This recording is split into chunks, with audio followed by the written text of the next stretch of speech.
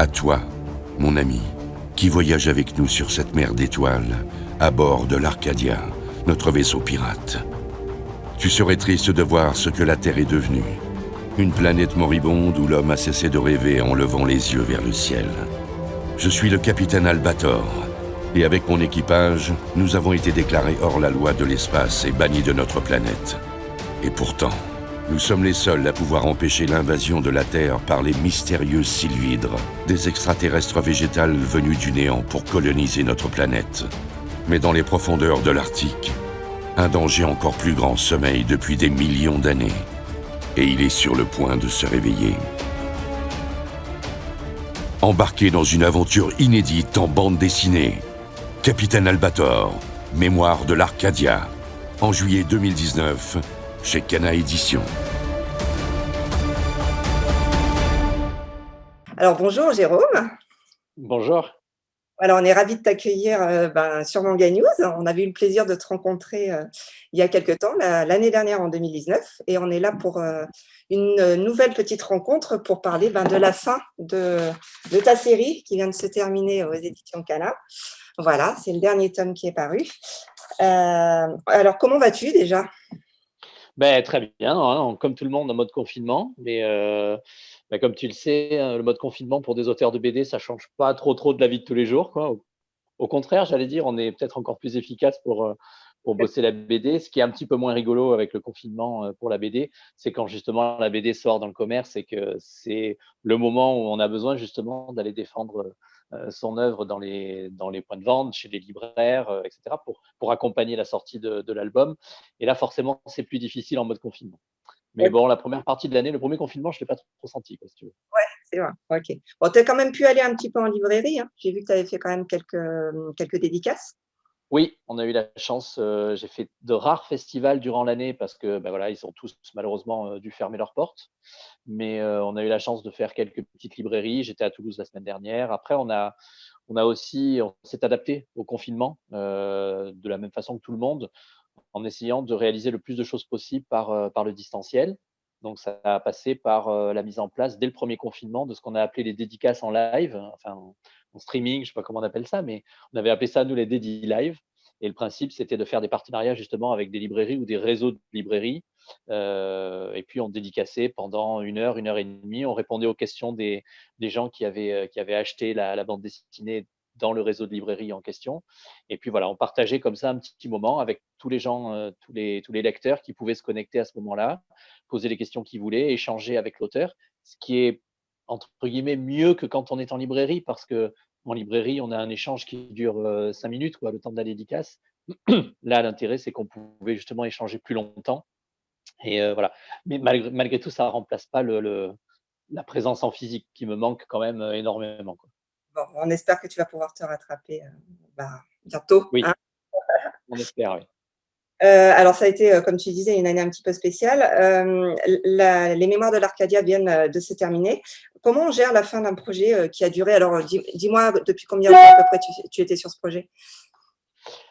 Alors, le projet, il a vraiment démarré en 2017 en termes de réalisation artistique, que ce soit la recherche graphique des personnages, les premières pages de storyboard, etc. Donc, ça fait finalement 3 ans, 3 bonnes années que je suis dessus, même si le projet existe depuis plus longtemps, parce que nos premiers contacts avec Eiichi Matsumoto, ça remonte à 2014, quoi. Donc, tu vois, il y a eu quand même un petit peu de temps, un peu d'eau qui a coulé sous les ponts entre le moment où on a eu un feu vert de principe et au moment où on a vraiment pu démarrer le cœur du projet. Mais oui, c'est 3 ans qui ont été très denses, qui ont été un pur bonheur de pouvoir travailler sur une licence aussi emblématique que celle-là et qui m'a, pour ma part, accompagné pendant 25 ans de ma vie, pour laquelle j'ai vraiment une très grande passion et une très grande admiration. Pour le personnage en Et lui-même ou pour l'œuvre de Leiji Matsumoto dans son ensemble? en fait, au départ, pour le personnage d'Albator que j'ai découvert dans les années 90, un peu sur le tard, C'est ce par que j'ai. rapport à d'autres dessins animés. Voilà, j'étais très Goldorak, Capitaine Flamme, Ulysse 31 quand j'étais enfant. Et Albator, il était passé devant moi, mais rapidement. Et puis, je l'ai vraiment redécouvert dans les années 90. Je dis souvent que j'étais adulte quand je l'ai rencontré. J'avais une vingtaine d'années. Enfin, quand tu me connais, tu comprends que je ne suis pas adulte à 20 ans. Je ne suis toujours pas à 45. Mais voilà, disons que j'ai compris un petit peu mieux on va dire, le deuxième niveau de lecture qu'il pouvait y avoir dans les œuvres de Leiji Matsumoto, comme l'écologie, comme la robotique, comme l'immortalité, ce genre de thèmes qui sont abordés en toile de fond. Et ça m'a totalement passionné, en plus du premier degré, qui était déjà très sympa, des aventures d'Albator. Donc je me suis passionné évidemment pour Albator au départ, et puis après, à chaque fois que je voulais découvrir quelque chose sur le monde d'Albator, et puis je découvrais d'autres univers de Leiji Matsumoto, comme Galaxy Express, qui a des interconnexions avec Albator, comme la Reine Millennium, etc., etc. Enfin, tout le Leijiverse, comme on l'appelle. Et j'ai bien sûr été passionné par extension de tout le Leijiverse de Matsumoto. Ok, donc ça vient de se terminer, hein, il n'y a pas si longtemps. Ouais. Ça fait un peu mal au cœur? Oui, j'étais un peu tendu pour respecter les délais du 31 juillet qu'on s'était fixé avec Cana. Donc jusqu'au 31 juillet, j'étais vraiment à fond et j'essayais de tenir mes délais. Et puis j'ai fait un gros ouf de soulagement quand au 31 juillet, 23h40, j'ai terminé. Et dès le 1er août, il me manquait déjà le dessiner. Donc c'est pour dire que c'était une très très belle aventure qui a demandé vraiment beaucoup de travail, beaucoup de professionnalisme pour respecter les délais, pour être le plus beau possible en termes de produit fini, mais qui déjà me manque. Donc oui, c'est à moitié un sentiment de travail accompli, d'être arrivé à ce que je voulais, et en même temps de manque, de me dire je travaille plus sur lui, quoi. D'accord. Les 3 tomes, c'était voulu dès le départ, je crois? C'était à peu près Oui, comme ça? ouais, l'histoire avait été découpée en 3 parties. Je ne saurais pas te dire exactement pourquoi on était parti sur 3, mais je pense que j'étais certainement influencé par les blockbusters américains qui marchent souvent en trilogie. Que c'est difficile aussi quand tu sais pas comment va être l'accueil du public de dire: «Ah, je pars sur une série qui va faire 10 tomes, quoi». Si le premier tu te plantes et que ça a pas un bon accueil, tu charcutes ton histoire pour en faire que 2 ou 3 tomes. Je préférais au contraire que tout soit bien construit dès le début, comme une aventure qui s'étale sur un nombre, entre guillemets, «limité» d'albums, et mettre dans ces 3 albums, en l'occurrence, parce que c'était 3 qui a été choisi, le plus de choses que je voulais faire passer. Et dès le début, lorsque le premier album est sorti, sur la couverture, on a vu marqué 1/3 pour bien faire comprendre au lecteur, voilà, vous partez pas pour une série où on ne sait pas combien il va y en avoir, vous partez pour 3 albums, et ça se terminera en 3 albums. Ça ne veut pas dire qu'il n'y aura pas d'autres histoires sur le monde de Matsumoto, mais en tout cas, Mémoire de l'Arcadia, lui, était construit pour être 3 tomes. C'est d'ailleurs comme ça qu'on l'avait présenté à Leiji Matsumoto, puisque avant qu'on commence à travailler graphiquement sur l'album, j'avais dû écrire les 3 albums scénaristiquement parlant. Alors, pas dans tous les détails, hein, mais dans les grandes lignes. Et ça avait été validé comme ça par le Japon. OK. Tu as eu la chance d'ailleurs tout au long du projet, d'avoir, d'avoir des échanges avec Leiji Matsumoto, de le rencontrer. Comment ça s'est passé? Alors, les échanges avec Leiji Matsumoto se passaient par l'intermédiaire de Kana et de l'éditeur japonais de Leiji Matsumoto, qui s'appelle Akita Shoten, qui a été extrêmement important dans tout ce projet-là, parce que c'est eux qui étaient vraiment très moteurs. Et c'est eux qui se plaçaient, si tu veux, en intermédiaire avec Leiji Matsumoto. Toutes les semaines, ils allaient chez Leiji Matsumoto pour montrer ce qu'on envoyait pour validation. Donc, ils validaient tout, hein, que ce soit le scénar, le storyboard, les planches finales, absolument tout, les dialogues. Et du coup, les échanges avec Leiji Matsumoto de 2017 à 2019 se sont faits de cette façon-là, par mail interposé. Et j'ai eu la chance de le rencontrer. En effet, lorsqu'on a sorti le premier tome, le 28 juin de l'année 2019, c'était juste avant la Japan Expo, la fameuse Japan Expo, qui réunit tous les fans de Japanimation à Paris. Et c'était un hasard, mais les étoiles étaient bien alignées ce jour-là. Leiji Matsumoto était un des invités d'honneur, au même titre que Go Nagai et que d'autres, de cette édition-là. Et ça a été l'occasion pour moi de pouvoir le rencontrer vraiment face à face cette fois, et non pas par mail interposé. Et ça a été, oui, des très très bons souvenirs, des souvenirs, oui, que tu oublies pas quand tu travailles comme ça sur un projet. Déjà, je suis fanboy à la base, hein, je suis vraiment fan de son personnage, comme on le disait tout à l'heure, de son univers. Donc forcément, de le rencontrer, c'était quelque chose de super. Mais en plus de pouvoir le rencontrer dans le cadre d'un projet collaboratif sur l'univers d'Albator, waouh, il y a pire comme métier dans la vie, quoi. Comment tu t'es, je dirais, accaparé son style parce qu'il a un style bien propre à lui, même si le tien était beaucoup plus moderne par rapport à ce que ou je veux dire aux premières versions. Comment tu t'es entraîné, tu as travaillé, raconte-nous un petit peu. Si tu veux, quand j'ai découvert ça dans les années 90, j'ai tellement aimé le personnage que je l'ai beaucoup, beaucoup dessiné. Donc très rapidement, j'ai acquis, une certaine facilité, une certaine habitude de dessiner ce personnage-là.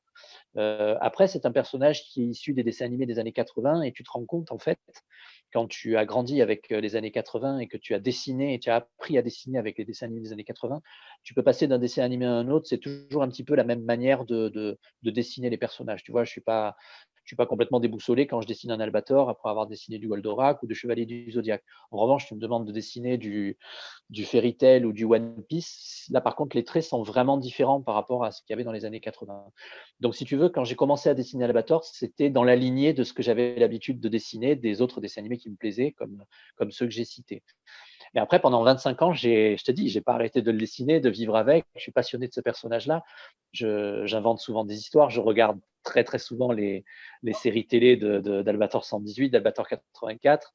Je me dis tout le temps, voilà, je regarde mes 42 épisodes de 78, puis je vais laisser le DVD un peu longtemps. Tu sais, comme des fois, les CD audio que tu laisses à la dernière piste pendant 6-7 minutes de blanc, et puis d'un coup, tu as une piste inédite à la fin et tu savais même pas parce que c'était pas écrit sur la pochette. Donc, des fois, je m'amuse à faire ça, quoi, à laisser le DVD pendant longtemps, en me disant peut-être qu'il va y avoir un 43e épisode que j'ai jamais vu avec le même style graphique, etc. Et tu vois vraiment le fanboy à l'agonie. Et puis c'est pour ça que dans Mémoire de l'Arcadia, j'y vois un petit peu le 43e épisode voilà, que la série n'a pas donné à l'époque. Donc c'est pas forcément difficile en soi de dessiner Albator quand ça fait 25 ans que tu vis avec. Et Ah, en même temps, tu as raison de le préciser, il faut le modifier un petit peu, il faut le faire avec sa façon de faire aussi, le moderniser un petit peu aussi, parce que c'est vrai que même si je suis moi-même un fan absolu des dessins de Leiji Matsumoto, on se rend compte aussi que pour un jeune public aujourd'hui, rentrer dans le manga de Leiji Matsumoto de 78, c'est pas forcément évident pour eux, surtout quand ils ont l'habitude de voir des mangas d'aujourd'hui. Et donc, il fallait trouver un bon équilibre entre ce qui se faisait à l'époque, rester très fidèle à ce qui se faisait à l'époque et donner un petit peu de modernisme et un petit peu de patte personnelle. Mais encore une fois, j'essaie de dire pas trop pour ne pas dénaturer ce qui avait été fait à l'époque. est-ce que la couleur a joué un rôle justement dans cette modernité? Absolument, absolument. C'est la couleur et la manière de coloriser, si tu veux. C'est-à-dire que la couleur te fait déjà une variation par rapport au manga original, qui est naturellement en noir et blanc. Il rappelle aussi un peu il joue la Madeleine de Proust avec les lecteurs pour rappeler justement les souvenirs télévisuels du dessin animé. Et voilà, pour que ça marche d'un point de vue purement nostalgique. Mais après, la manière dont tu colorises les délimitations de couleurs, pas faire que des aplats, mais faire un petit peu de texture, de choses comme ça, fait que ça modernise aussi un petit peu cette colorisation, cette manière de coloriser, pour la démarquer aussi du dessin animé. Et clairement, je pense que c'est un des axes sur lesquels on a pu travailler pour la modernisation pardon, du résultat final.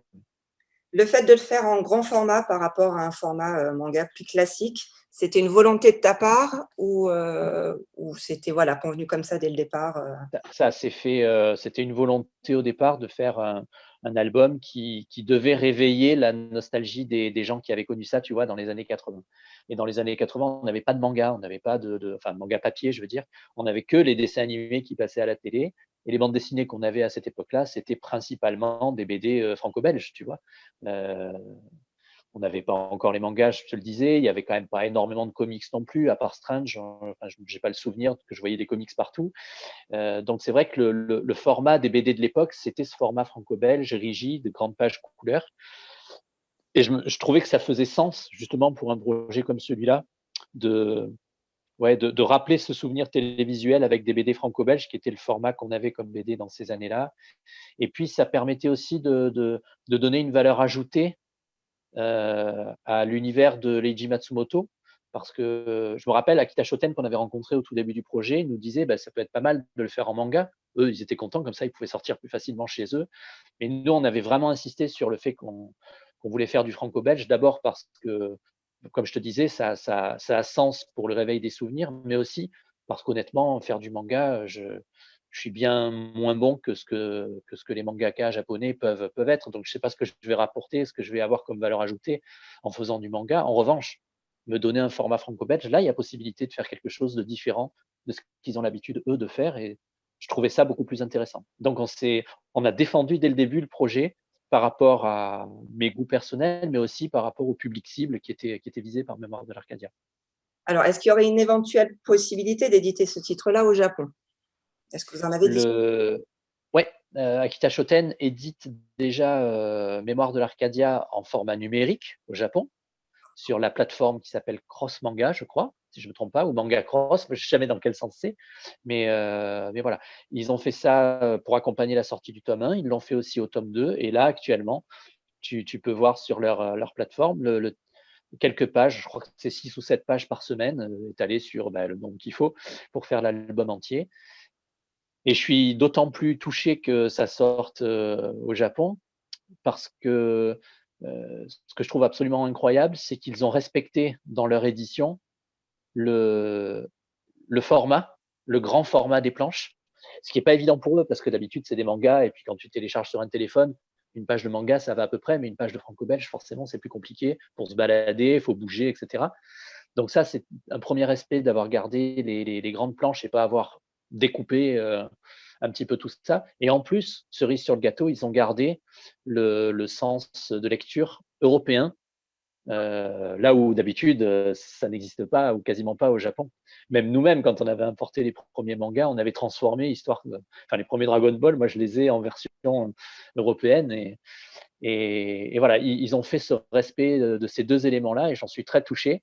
J'espère, c'est en discussion, j'espère qu'on pourra avoir la version papier au Japon.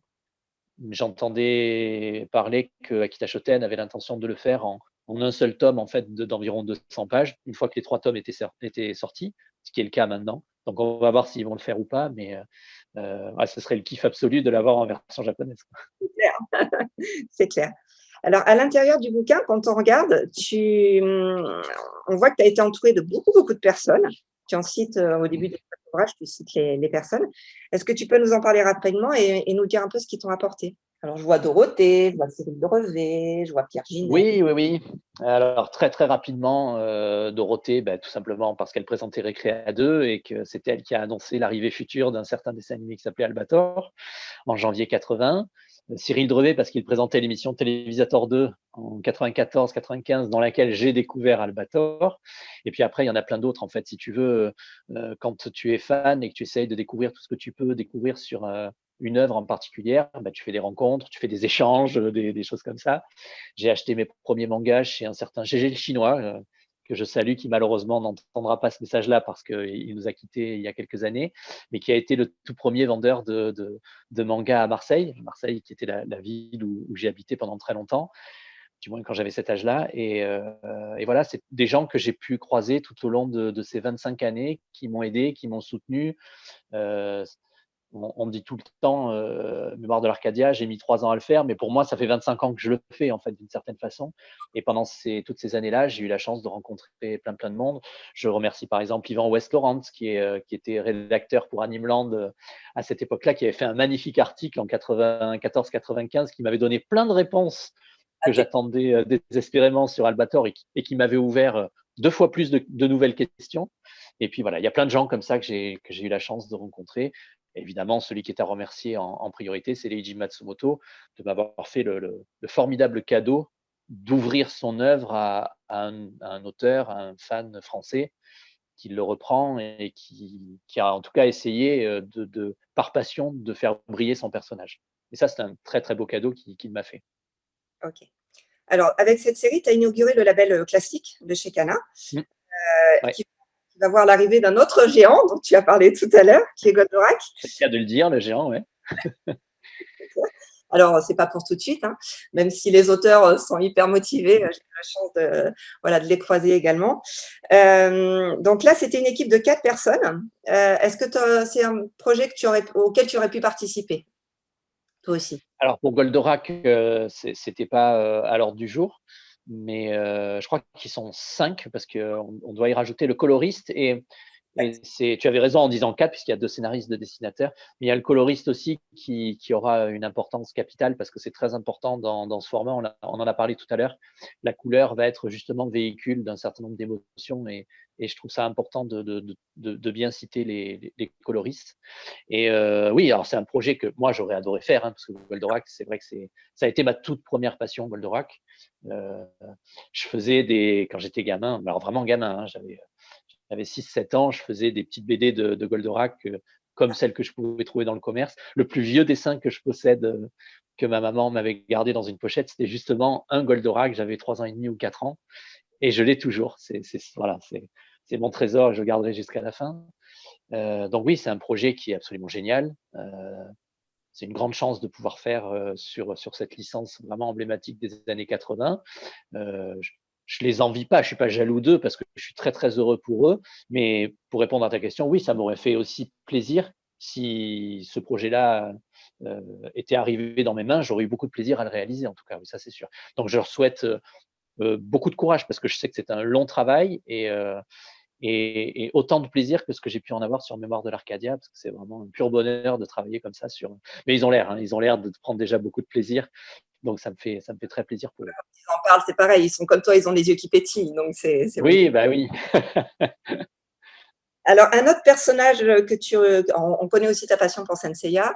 Voilà, est-ce que ça ferait partie éventuellement de séries sur lesquelles tu pourrais te dire, ah ben voilà, ce genre de projet, je pourrais aussi m'y consacrer dans le même genre, en fait. Bah écoute, il y a plein de dessins animés dans les années 80, moi qui m'avaient passionné. Goldorak, Albator, c'est fait. Il y en a d'autres en effet qui auraient parfaitement leur place dans la collection classique de Kana. Saint Seiya, tu en parles, oui, c'est clair que j'ai été vraiment fan des Chevaliers du Zodiaque, aussi parce que c'était une époque où j'ai, comment dire, appris à dessiner, appris à comprendre un peu les techniques de dessin avec justement les dessins de Shingo Araki pour la version animée. Et la découverte de Sensei Hades uniquement en manga à l'époque, ça avait été quelque chose d'extraordinaire pour moi. Il y a plein de séries, Dragon Ball, Nicky Larson, mais s'il y en avait peut-être deux à sortir du lot, je dirais que ce serait peut-être Senseiya et une autre dont je suis totalement fan, qui est Ulysse 31, qui date en effet de la même période qu'Albator, c'est 1981, Ulysse 31, et c'est une série, là encore, sur la mythologie, je n'ai pas fait exprès, j'en ai choisi 2 en rapport avec la mythologie, mais c'était une série qui ne compte malheureusement que 26 épisodes et qui aurait tellement mérité d'en avoir plus s'il m'était un jour donné la possibilité de pouvoir mettre un coup de projecteur sur cette série-là, continuer à la faire vivre au travers des bandes dessinées et faire un 27e épisode, j'en serais ravi. Voilà. Mais bon, on verra ce que demain nous réserve. Exactement. Alors, on va parler un petit peu de ton actualité. Ça, c'est fini. Alors, quand on est dessinateur de manga, j'allais dire, excuse-moi, de BD, est-ce qu'on s'accorde une longue pause après un projet qui a duré 3-4 ans comme ça, ou au contraire, on se lance déjà dans on a déjà en tête un nouveau projet? Alors, quand on a en tête un nouveau projet, ça c'est pour la dernière partie de ta question. Après, je ne peux pas trop te dire maintenant ce sur quoi je travaille, vu que c'est aussi dans la collection classique. Mais oui, on se fait une petite pause pour plusieurs raisons.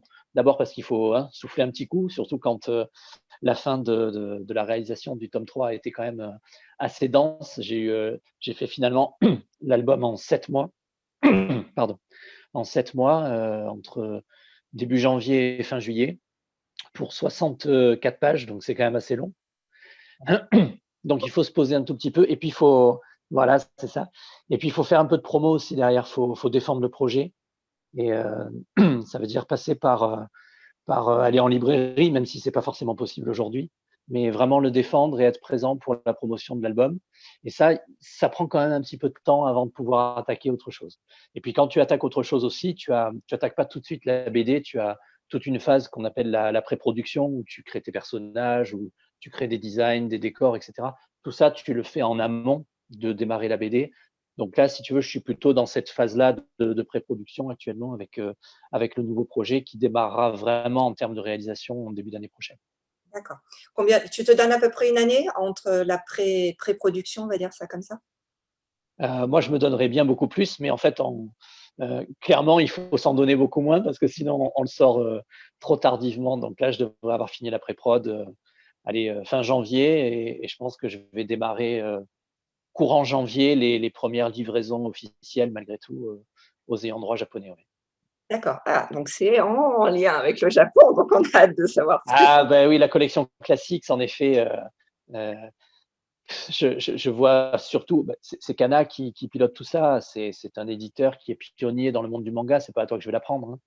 Hein. Dans les années 90, ils n'étaient pas beaucoup avec Tonkam, avec Kazé, avec Glénat. Kana fait partie des tout premiers à s'être battu pour que le manga puisse être reconnu contre vents et marées dans les années 90, contre l'opinion publique. Et il est naturel que aujourd'hui leur volonté de faire cette collection classique puisse être aidée par les auteurs qui étaient enfants ou ados dans ces années-là, qui ont grandi et lu du manga grâce à eux et qui viennent aujourd'hui apporter leur force de vive pour défendre ces projets-là. Donc oui, ça n'est pas oui, ok, tu viens d'entendre que c'était un projet en relation avec le Japon, mais quelque part, voilà, c'est normal par rapport au traitement de Kana et son centre d'activité. comment justement tu interagis avec l'équipe éditoriale? C'est très, très intéressant parce que la plupart du temps, les licences qui sont, on va dire, de la shortlist que Kana a envie de mettre dans la collection classique sont des séries qu'on a découvertes dans les années 80. Et comme on le disait tout à l'heure, dans les années 80, il n'y avait pas de manga papier. C'était principalement les séries télé. Et donc, c'est un juste équilibre entre être le plus proche possible de la série télé et être proche possible aussi du manga qui avait servi de base pour la série télé. Et là, par exemple, pour le nouveau projet, comme pour Mémoire de l'Arcadia, le matériau de base, ça reste le manga et non pas la série animée, parce qu'on travaille justement avec l'auteur original.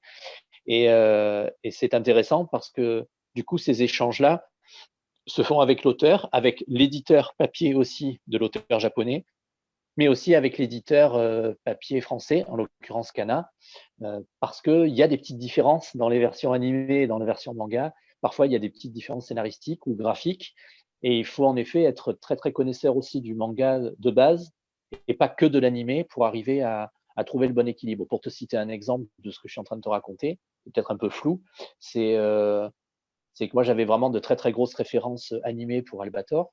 Et par exemple, je faisais des petites références à quelques éléments scénaristiques de l'animé qui n'étaient pas tout à fait en accord avec ce que Leiji Matsumoto avait développé dans son manga. Et par exemple, là, l'équipe éditoriale de Kana, qui s'y connaît évidemment impeccable en Albator, puisque c'est eux qui ont édité en 96 les bandes dessinées, enfin les mangas de Leiji Matsumoto, me disait ah là attention, tu fais référence à l'animé mais pas au manga.